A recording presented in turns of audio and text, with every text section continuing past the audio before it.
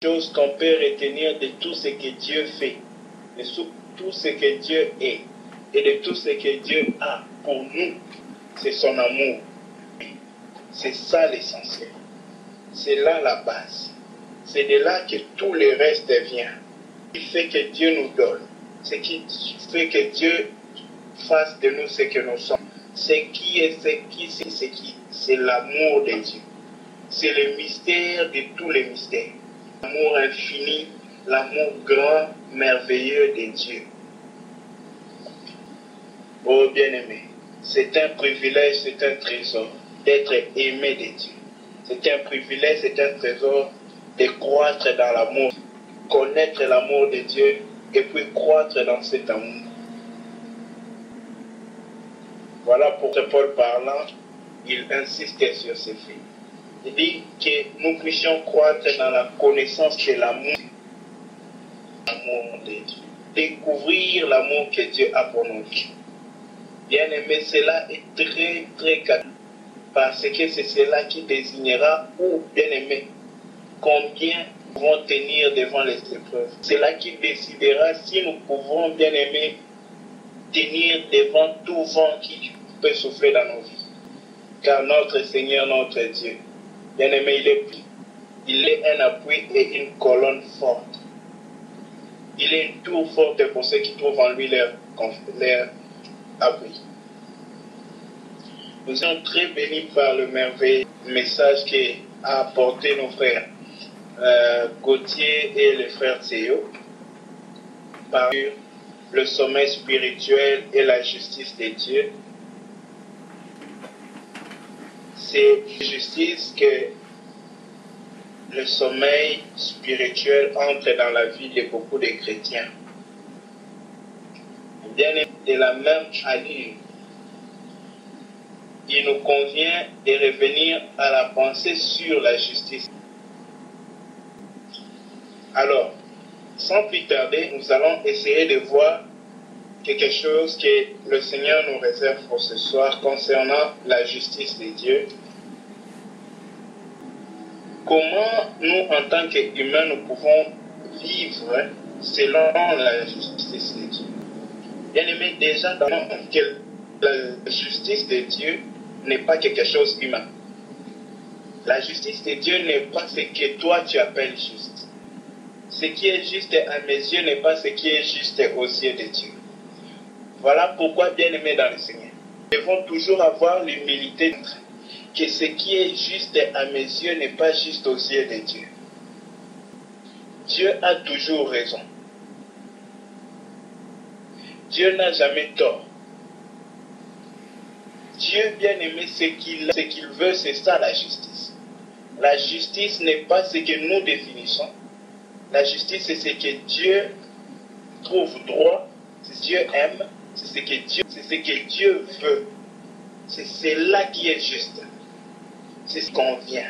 Car la justice n'est pas un domaine de l'homme. La justice, bien aimé, c'est le domaine de Dieu.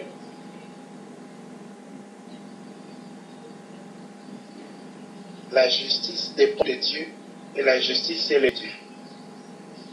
Voilà pourquoi, bien aimé dans le Seigneur, nous ne pouvons pas parler de la justice de Dieu si nous oublions le centre de la justice.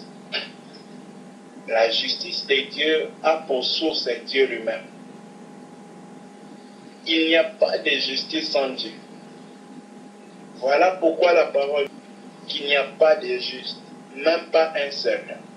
Bien aimé, quand nous lisons cette précision-là, même pas un seul, c'est-à-dire tout le monde a failli sur la justice. Personne, même pas un, n'a tenu pour être juste. Alors, notre focus de ce soir, on va parler sur quelque chose qui concerne le mode de la vie d'un juste.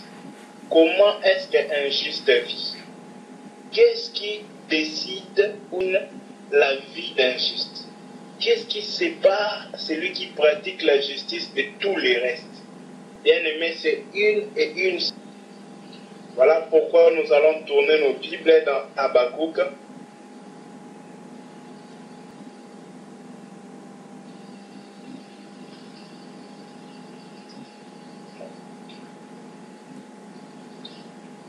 avant même d'y arriver, insister sur un seul fait.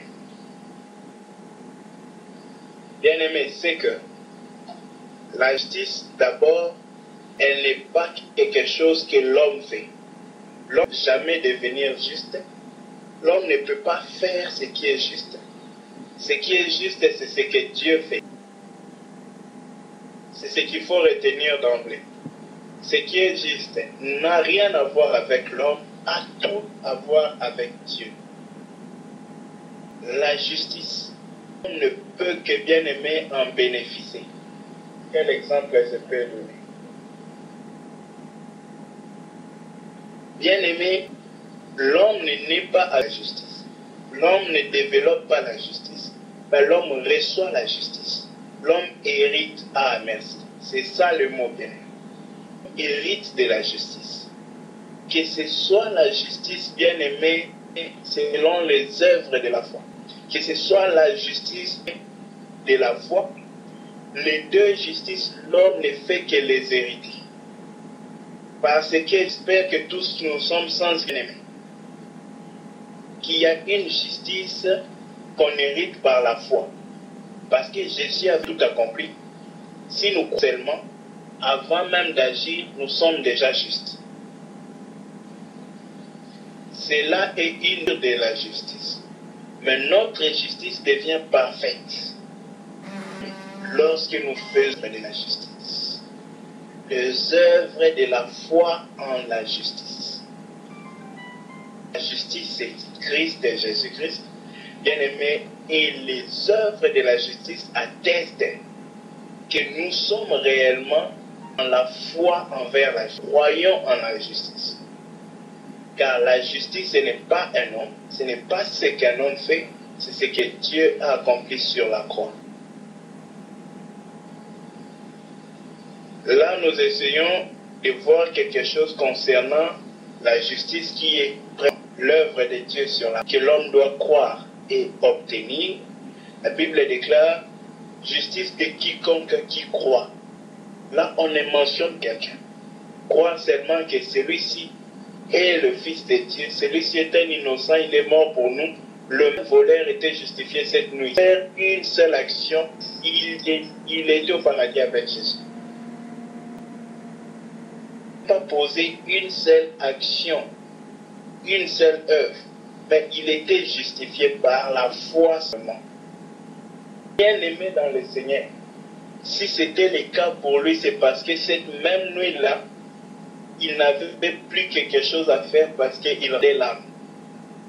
Moi, nous croyons et nous sommes encore sur la terre, raison pour laquelle notre justice devient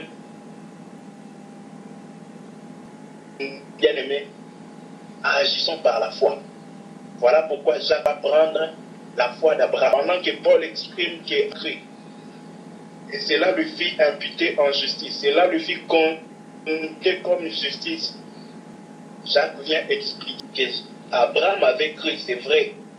Mais Abraham ne s'est pas arrêté à croire. Parce qu'il croyait que Dieu pouvait restaurer son fils Isaac. Il a offert Isaac à Dieu. C'est à cause de la foi d'Abraham bien-aimé qu'il a agi. La preuve que la foi, ce sont les œuvres de la foi qui sont sorties de lui. Voilà pourquoi bien-aimé Seigneur, le juste n'est pas seulement celui qui croit à ce que Dieu a fait et puis lui va croiser les mains. Le juste, c'est celui qui croit à ce que et qui laisse la foi à ce que Dieu a fait opérer dans sa vie, accomplir les œuvres de la foi. Vous allez vous rendre compte, bien-aimés dans le Seigneur, dans ce que nous allons lire tout de suite, vous allez vous rendre compte de ce que j'appelle comme le mode de vie du juste. C'est comment le mode de vie d'un juste. Habakkuk chapitre 2, verset 4. Je préfère qu'on lise le verset et le verset 4.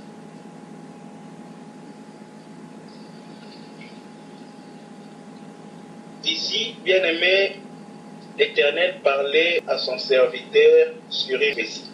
Commençons Habakkuk 2, verset 2 à 4. L'Éternel m'a dit la parole, il dit, écris la prophétie là sur des tables afin qu'on la lise couramment. Car c'est une prophétie dont le temps est déjà fini. Elle marche vers son terme et elle ne mentira pas. Si elle tarde, car elle s'accomplira certainement. Voici son âme s'est enflée. Elle n'est pas droite en lui. Le juste vivra par sa foi.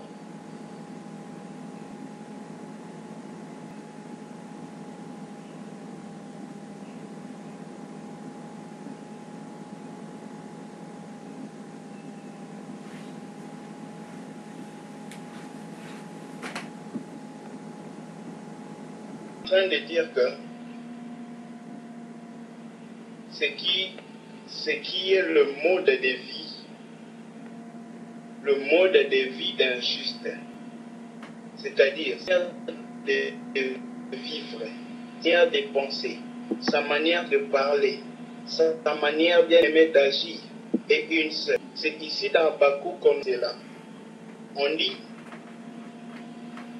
voici son âme s'est enflée, elle n'est pas droite en lui. Mais, ça on parle de l'âme du méchant. Mais le juste, voici comment il va vivre. Il vit par la foi. Mais aujourd'hui, nous voulons parler qu'une seule phrase. Le juste, il vit par la foi.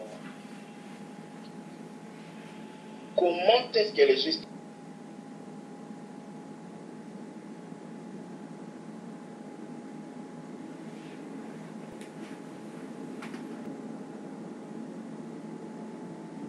Nous étions en train de voir le mode de vie d'un juste. Le juste, ce n'est pas celui qui fait beaucoup de choses. Mais le juste fait une seule chose. Ce qu'il fait, c'est la foi. Ce qu'il vit, c'est la foi. Ce qu'il dit, c'est la foi. Ce qu'il pense, c'est la foi. Bien-aimé, la foi, c'est son mode de vie. La foi, c'est sa manière d'agir. La foi, c'est sa manière de parler. La foi, c'est sa vie. Remarquons bien que le verbe vivre ici est conjugué au futur. Donc, ça présente, bien aimé, une action que le juste fera. Quand est-ce que le juste vivra? Bien aimé, c'est devant l'épreuve. C'est devant la tentation. C'est devant les difficultés. Le juste, bien aimé, il ne peut pas inventer. Le juste n'a appris qu'une seule chose. Le juste, sa vie, son souffle. L'être, le souffle et le mouvement du juste, c'est la foi. Il n'est pas ce qu'il pense qu'il est, mais il est ce que la foi dit qu'il est. Or, la foi, bien aimé, la foi vient de ce qu'on entend. La foi vient de ce que Dieu dit que l'homme est. La foi vient de ce que l'homme pense. Ce que Dieu pense de l'homme parle.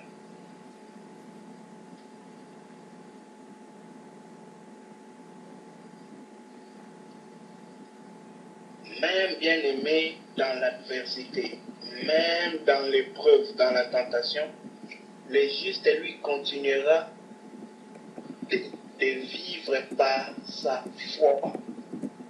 Je préfère la version parole vivante ici. Pourquoi? Parce qu'elle ne dit pas que le juste vivra par la foi.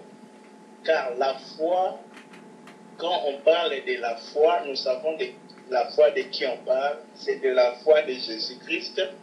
On a déjà parlé une fois ici sur la foi, où on expliquait que la foi n'est pas la foi d'un homme, ce n'est pas la foi de Pierre, la foi de Jean, non. C'est la foi de Jésus-Christ que nous avons reçue. Et l'apôtre Pierre, je pense, décrit cette foi-là, il dit la foi du même prix que le lait. La foi véritable. Mais bien aimé, cette foi-là, bien aimé, vient de ce qu'on entend. Et ce qu'on entend vient de la parole de Dieu. Si notre vie, bien aimé, si nous pensons selon la parole de Dieu, si nous parlons selon ce que Dieu a dit, si nous agissons selon ce que Dieu a dit, c'est alors que nous vivons la justice de Dieu. C'est alors qu'aux yeux de Dieu, nous sommes justes. Bien-aimés dans le Seigneur, c'est l'un des plus grands défis d'un chrétien, être injuste. C'est prendre part à la nature divine. C'est un bonheur, bien-aimé.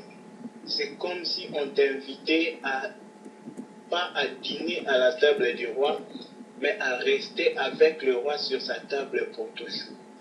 À manger le repas du roi ensemble avec le roi. Car la nourriture d'un juste bien-aimé. Jésus était sur la terre, il a dit, ma nourriture n'est pas ce que vous voulez, le pain sans levain, pain comme ça. Non, non. Ma nourriture, c'est de faire la volonté de mon Père. Bien-aimé dans le Seigneur, lorsque nous avons la justice comme un mode de vie, nous faisons toutes choses par la foi. Nous agissons, nous parlons par la foi. Nous, bien-aimés, pensons selon la foi. Nous ne pensons plus, bien-aimés, selon l'humanité, selon la terre, selon les siècles présents, selon nous-mêmes, selon notre manière, nos habitudes, nos confessions. Non, non, non, non, non. Plus de nous, tout de Dieu. Nous parlons ce que Dieu parle, nous pensons comme Dieu a pensé, et bien aimé, nous agissons comme Jésus-Christ agit dans la chair sur la terre. C'est alors que, bien aimé, nous marchons par la foi. J'aime beaucoup quand l'apôtre le dit, il dit, nous ne marchons plus selon la vie, mais nous marchons dans la foi au Fils de Dieu. Parce que nous avons la foi au Fils de Dieu. Bien aimé, nous parlons et nous agissons selon la conviction de la vie du Fils de Dieu. Bien aimé dans le Seigneur, il nous convient de trouver les repères de la justice. La justice, ce n'est pas lorsque j'ai évité un péché, j'ai dit oui, j'ai marché dans la justice. Non, non. Là, c'est une des miettes de la marche dans la justice. La justice, bien aimé, c'est vivre intégralement, bien aimé, conformément à la foi. Vivre conformément à ce que Dieu a dit. Parce que la foi, bien aimé, c'est l'acceptation et la pratique de ce que Dieu a dit. C'est ça ce que la Bible décrit comme la foi. Et maintenant, bien aimé dans le Seigneur, nous en tant qu'enfants de Dieu, nous en tant que le peuple de Dieu, la racine et la race élue de Dieu, comment pouvons-nous marcher dans la foi? Comment pouvons-nous vivre dans la foi? Comment pouvons-nous manifester la foi? Bien aimé, ce n'est que lorsque nos vies n'ont plus autre chose à faire que ce que Dieu dit. Vous allez remarquer que cette vie-là n'habite dans aucun homme parmi nous. Cette vie-là n'a jamais habité dans un homme. Cette vie-là n'est pas d'un homme. Cette vie-là n'a rien à voir avec un homme. C'est la vie même de Dieu lui-même. Et cette vie qui est de Dieu, personne ne peut l'inventer. Personne ne peut le fabriquer. Personne ne peut le vivre. Même lorsqu'il s'agissait de l'apôtre Paul, frère, il ne dit pas que lui, il vit la vie de Dieu. Il dit que lui ne vit plus, mais c'est Christ qui vit la vie de Dieu en lui. Ce n'est plus moi qui vis. La vie que vous voyez vivre en moi, c'est Christ qui vit cette vie-là en moi. Bien-aimé dans le Seigneur, les justes ne vivent pas une vie naturelle. Les justes ne vivent pas les péchés qui amènent au tribunal des hommes. Non. Les justes font les œuvres de Christ dans le corps. Les justes bien-aimés, ils parlent la parole de Christ dans le corps. Même quand il s'agit des choses bien-aimées concernant la vie courante, même dans une salle de classe, même dans un lieu professionnel, même dans le foyer. Il n'a pas une parole parce qu'il n'a jamais eu de parole. Le juste bien-aimé, il n'a que la parole bien-aimée de Christ. Alors, cela, bien-aimé, est pour ramener notre barre plus haute. sommes-nous en train de vivre, bien-aimés, la vie du juste? Marchons-nous par la foi? Non même par la foi, mais par notre foi. Ah, ici c'est le transfert. C'était la foi de Christ. Mais maintenant la question c'est, est-ce que la foi de Christ est devenue ta foi? Est-ce que la foi de Christ est devenue ma foi? Est-ce que je marche dans la foi de Christ en moi? C'est ce que dans Parole vivante on décrit comme le juste vivra par sa foi. C'est-à-dire la foi de Christ qu'il a reçue en lui. Cette foi-là, agissant en lui, on ne dit plus que c'est la foi de Christ, mais elle est la foi de celui dans lequel il agit. Elle agit.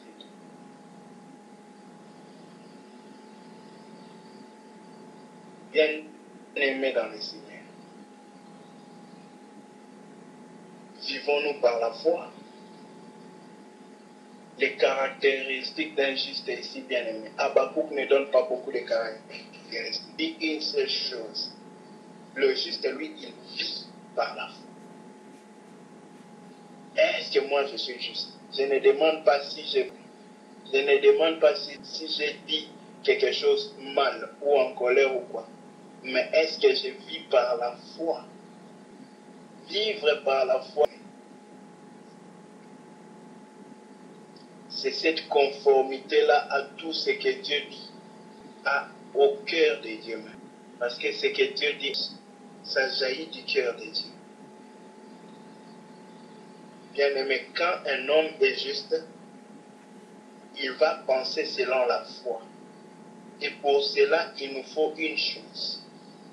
Pour penser selon la foi, il faut que le renouvellement de l'intelligence prenne place dans nos cœurs. Bien-aimé, lorsque le renouvellement de l'intelligence prend place dans nos cœurs, nous ne nous conformons plus à l'homme. Nous ne vivons plus selon, bien-aimé, les siècles présents. Nous ne vivons plus selon l'esprit de l'air. Nous ne vivons plus selon la puissance de la perdition. Mais nous vivons, bien-aimés, par la foi au Fils de Dieu. Pour les choses à venir, nous vivons pour l'éternité. Et voici les choses que toi et moi nous devons chercher. Bien-aimés, voici notre poursuite, à quelle hauteur elle doit être.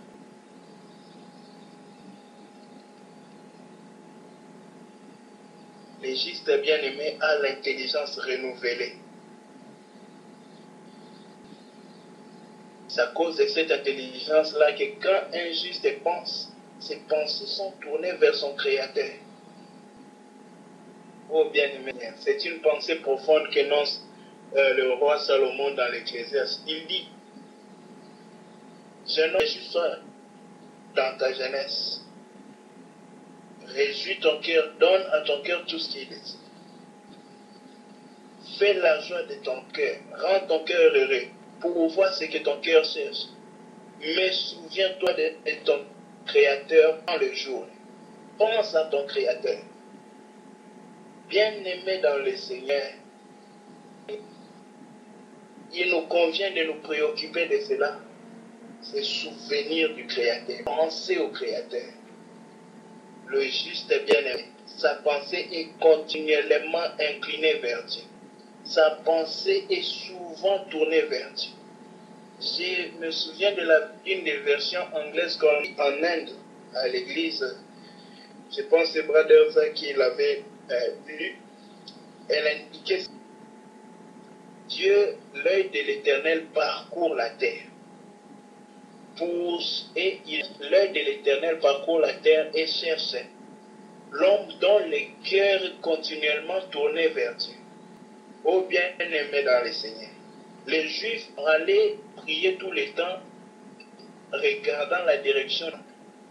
Oui, bien-aimé, mais ils devaient faire ces choses car c'était l'ombre pour nous amener l'information, la nouvelle de la direction de notre cœur. Bien-aimé, au milieu de troubles dans le monde, de l'abondance dans ce monde, au milieu parce que ce qui égare les chrétiens, ce n'est pas seulement la pauvreté. Bien-aimé, la richesse, les bénédictions de l'Éternel a égaré beaucoup de chrétiens. Un chrétien au milieu de la bénédiction, au milieu du manque, son cœur doit continuellement rester tourné vers Dieu. Sa pensée, bien-aimé, reste tournée, dirigée vers l'Éternel. C'est ça la pensée du juste. Bien-aimé, elle n'a pas une autre direction. Elle voit, elle prend, elle parle Dieu dans le cœur là-bas. Elle murmure Dieu.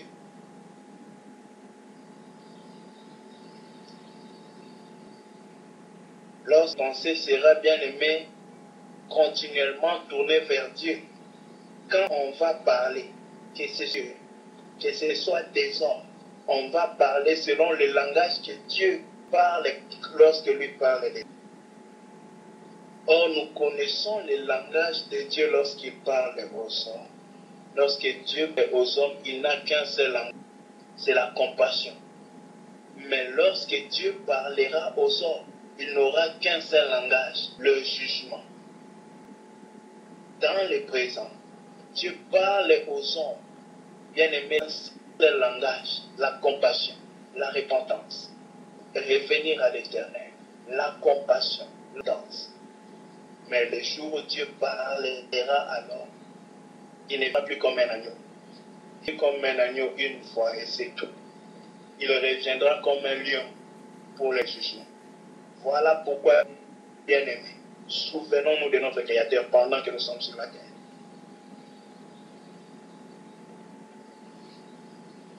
Nous avons vu pour la pensée du juste, nous allons ensuite voir la parole du juste. Bien-aimé, si quelqu'un veut comment un juste doit parler, c'est simple. Il doit regarder le juste. Dieu est tellement parfait qu'il ne donne pas un cours sans donner l'exemple. Lorsqu'il donnait le cours aux hommes de la justice, il a donné un exemple aux hommes, c'est la vie de Jésus-Christ. Voici comment un juste doit parler. Bien-aimé, je vais me préciser. Un juste doit parler les paroles de Jésus-Christ. Les paroles telles que celles de Jésus-Christ. Et les paroles de Jésus-Christ avec la tonalité de Jésus-Christ. Ah, c'est là le problème, frère. C'est-à-dire, là où la voix de Jésus-Christ a donné pour quelque chose, un juste ne peut pas le dire avec douceur. Là où la voix de Jésus-Christ, bien-aimé, a parlé avec compassion et pitié, le juste ne peut pas en parler avec colère et donation. Bien-aimé, pourquoi? Parce que la parole du juste doit se conformer à la parole du juste qui est Jésus-Christ. Toi et moi, si nous sommes justes, nous allons parler les paroles de Jésus-Christ dans cette même situation-là. Et nous allons parler les paroles de Jésus-Christ avec la tonalité de Jésus-Christ. Oh bien-aimé dans le Seigneur. Des fois, nous essayons de réduire le son. Par notre parole, nous montrons aux autres qu'ils sont petits. Par notre parole, nous montrons que nous sommes quelque chose. Que Dieu ait pitié de nous. Bien-aimés dans le Seigneur, nous devons parler comme Jésus-Christ.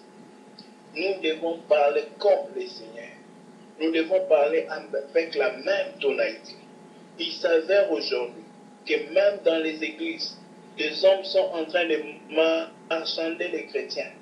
Et pour parler de ces choses, on parle, c'est comme si on avait peur, c'est comme si on voulait éviter.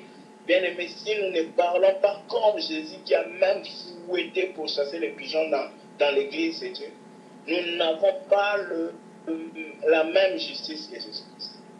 Or, il n'y a pas de justice. Soit tu es juste comme lui, soit tu n'as pas la justice. Voilà pourquoi, enfant de Dieu, bien-aimés dans le Seigneur, recherchons ces choses. Ces choses sont déjà rares dans le monde, parce que ces choses ne sont qu'en Dieu. Mais poursuivons ces choses. La poursuite de la justice, bien-aimé, elle aboutit toujours à quelque chose de la justice. Si ton âme a soif et faim de la justice, tu seras rassasié de la justice. Ainsi, bien-aimé, les œuvres du juste, ce sont les œuvres, bien-aimées, selon ce que Christ aurait fait dans cette même circonstance. Voilà pourquoi l'apôtre Paul dit ceci. Nous devons être imitateurs de l'apôtre Paul comme lui, il imite Jésus-Christ. Nous voulons connaître les œuvres d'un juste. Comment un juste peut œuvrer? Un juste, son œuvre, c'est d'imiter Jésus-Christ. Voilà. La manière dont Jésus agit. Comment Jésus a agi lorsqu'il a vu la multitude de la foule affamée? Bien aimé, il n'a pas commencé à critiquer cette foule-là. Il n'a pas commencé à se moquer de cette foule-là. Il n'a pas commencé à crier sur cette foule. Eux aussi, ils ne travaillent pas. Non, non, non, non, non, non. Quand on devient très intellectuel, on a tendance à voir le mal dans les autres facilement. Ah, lui aussi ne fait pas ça. Lui, il n'a pas ça. Lui, il n'est pas comme ça. Lui, ne travaille pas. Lui, comme ça. Oh, bien aimé dans les cieux. Si Dieu t'a fait grâce de travailler ou de fournir un effort, rends grâce à Dieu. L'œuvre, bien aimé, du juste, c'est imiter l'œuvre que Jésus-Christ a fait dans la chair. Que le Seigneur nous bénisse. On va s'arrêter là pour ce soir. Merci.